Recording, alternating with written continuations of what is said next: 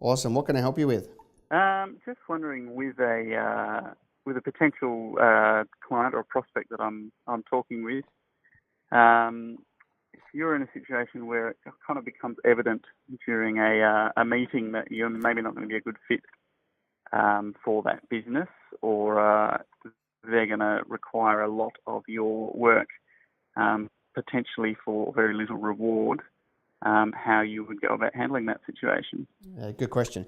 Give me an idea of what do you mean by little reward? Like monetarily, you mean? So yeah, so we're talking an account that's probably doing $50 a week at the moment. That potentially could be like with a lot of work, I reckon they could probably be a $250 a week account. But they're asking for a lot in the way of providing branding to go like a windbreak out the front to kind of advertise that they've got this boutique coffee roaster, and they're already open 10 a.m. till 10 p.m. as a kebab shop. What would you make on a $250 a week account? What's your margin left over? What would that be? Probably, I think it's about $70-$80 a week. So you make 80 out of 250? Yeah. Okay. What's the cost for you to help these people out, like with buying those windbreaks? What's it going to cost you in physical dollars? We're probably looking at about $800 worth of stuff, and for maybe an hour and a half, 2 hours of time getting it all organised. Any ongoing time? Yeah, I expect there'd be coffee training, potentially like a fairly high maintenance customer as well. Okay. So they're currently 50. If they were to land halfway between the two, right, and not get to 250 but get to 150 halfway between. Yep. How much time is that going to take you to get them there?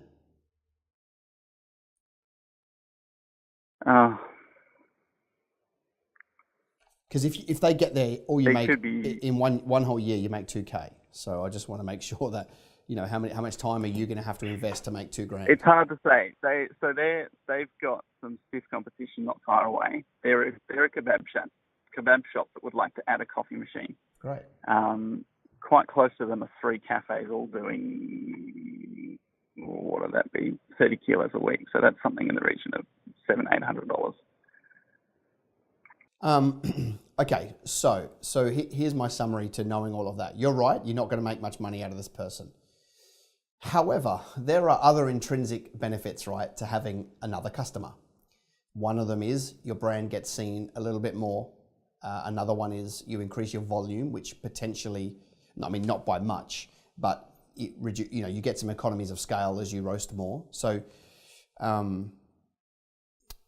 here's where I think you're at. If you're in early stage startup brand building, right, then I think you should take everyone's money as long as it's slightly profitable.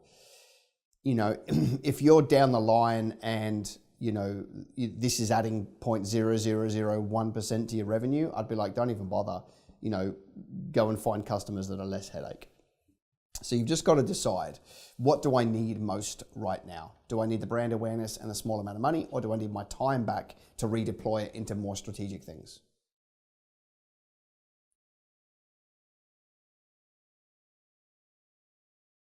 Yeah, I think probably it's starting to look like time to me. Well, let me ask you another question just to kind of see. Have you got leads on the horizon, or have you got a proven method to get customers that you could use this time to go and use? Yes. So, and there will probably be maybe larger accounts and less headache. Yeah. Yeah, so it's not looking good for the kebab shop right now. If it was a should I take a small account and it wasn't a heap of extra work, yeah, great. If it was buy them the windbreak but didn't have to put any time in, I'd be like, yes, go and get the account. But because time is so precious, I reckon you've really got to look at the opportunity cost of the time. you're going to put time in to potentially, get $100 a week. You just got to look at it and go, okay, if I was to redeploy that time into the other methods I know get me customers, what would I likely achieve, right? And the way you'd work that out is to go back to the last bunch of customers that you use that method that they came from, look at the average account there and go, those average accounts are better and bigger and less headache. I'm not going to take this new one. I'm going to redeploy the time. Yep.